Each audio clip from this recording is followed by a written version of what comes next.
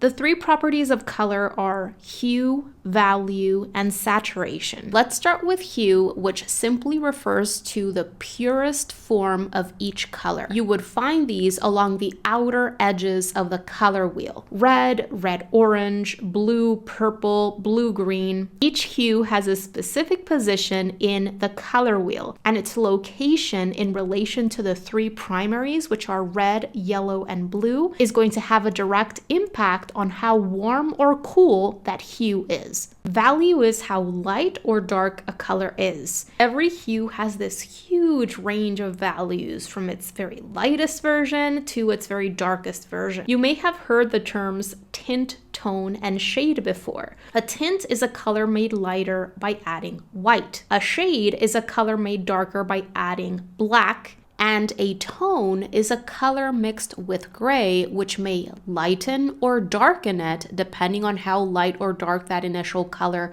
already is. With watercolor, we can develop a wide range of values using just one single color and varying amounts of water. White paint isn't even necessary when painting with watercolor. It is by developing a wide range of values from lightest lights to midtones to darkest darks that we're able to create a sense of three-dimensional depth on a flat two-dimensional surface like paper or canvas. Saturation describes how intense or muted a color is. Highly saturated colors look bright and bold, and colors with a lower saturation feel softer and more muted.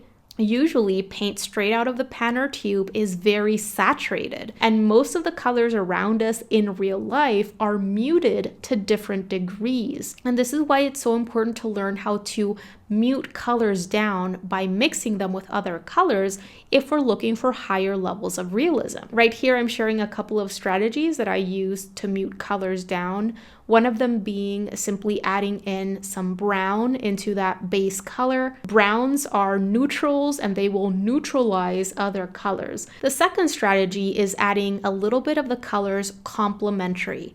Complementary colors are opposite in the color wheel. So if I start with red, I look at what is opposite to red in the color wheel, which is green, and I add in a little bit of green into the red, and that will mute it. The more of the colors complementary that you add in, the more muted it's going to become. Neutrals like browns and grays live in the center of the color wheel, while the purest, most saturated versions of our colors are the hues that would be along the outer edges of the wheel. Finally, it's important to remember that these three properties are independent from one another. A color can be light and muted, dark and saturated, warm and light, or cool and dark.